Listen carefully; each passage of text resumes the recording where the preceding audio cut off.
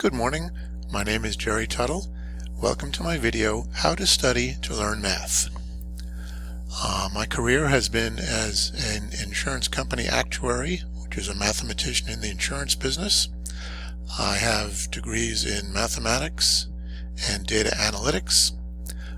The mathematics degree I got right after my master's in mathematics, right after my bachelor's degree. More recently, I went back to school to get a degree in data analytics from Southern New Hampshire University, and I enjoyed the experience at SNHU and decided to stay here to teach.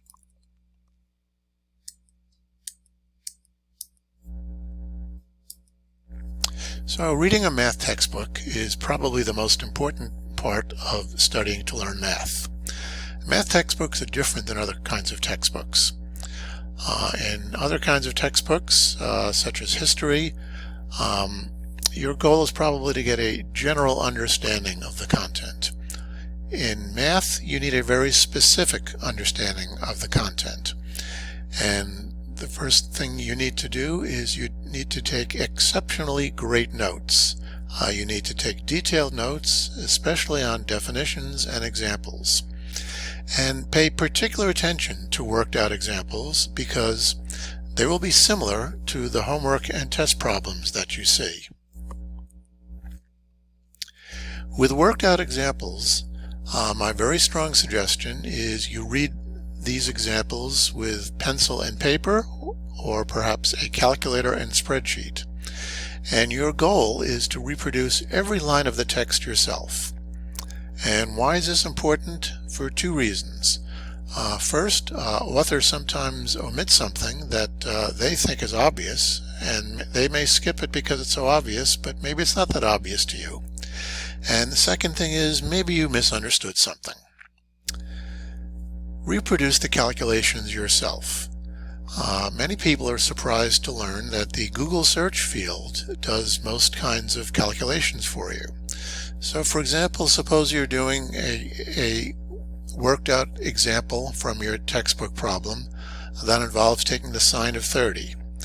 Well, you can just put that in the Google search field for sine of 30 and Google merrily gives you negative 0.988. But wait a minute, doesn't the sine of 30 degrees equals a half? Yes, it does equal a half. But calculators, including Google, prefer radians. Google and your calculator probably expected that the item in the parentheses would be in radians. So sine pi over 6 equals a half. But if you did this calculation yourself and you came up with the minus 0.988 and it didn't agree with your textbook, well then that's a clue that you did something wrong, and perhaps it's just something the author chose to omit. Maybe you understood something about the problem or about the notation. So for example, here is a formula for the sample standard deviation.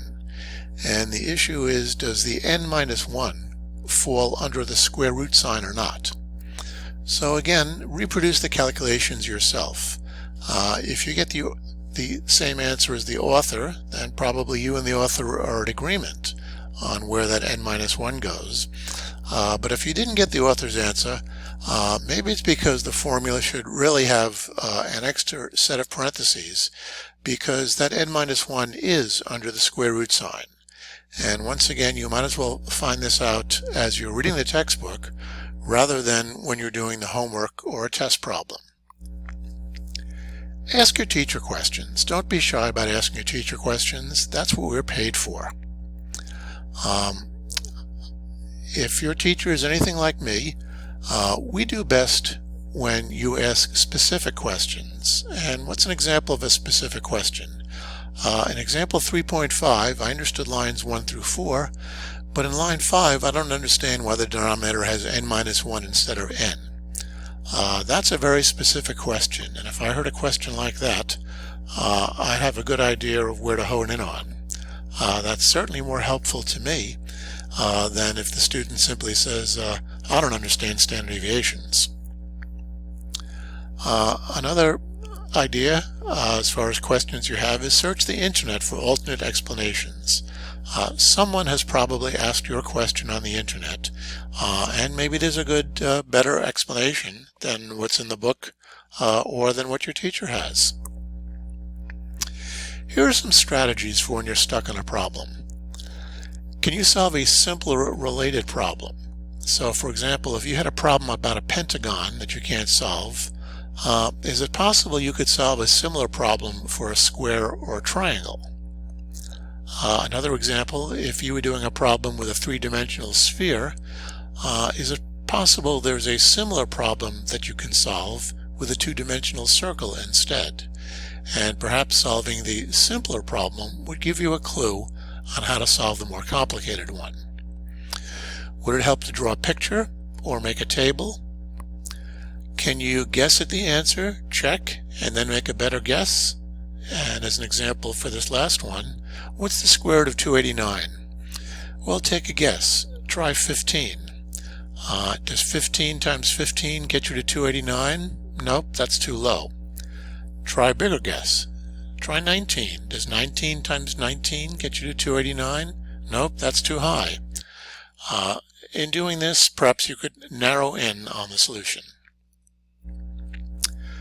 Very important, understand the problem. Not always as simple as it sounds. For example, are they asking for velocity or change in velocity? Those two things certainly sound very similar, but they're different. Here is one that every math student and teacher has misunderstood. You have to answer the question that's asked. So, for example, here's a algebra problem. Jerry is twice as old as his son, and their ages add to 105. How old is Jerry? So let x equal the son, 2x equals Jerry, x plus 2x equals 105, x equals 35. Are we done? No, because x is the son's age. The problem asked how old is Jerry's age. Answer the question that is asked. Finally, take a breath. Others have gotten through this math course before, so can you. It's okay to be confused. You don't have to understand everything. And guess what? Your teacher did not understand everything the first time around that he or she saw it, or the second. So I wish you good luck in your math course. You have a lot of resources, the textbook, the teacher, the internet, and you can get through it.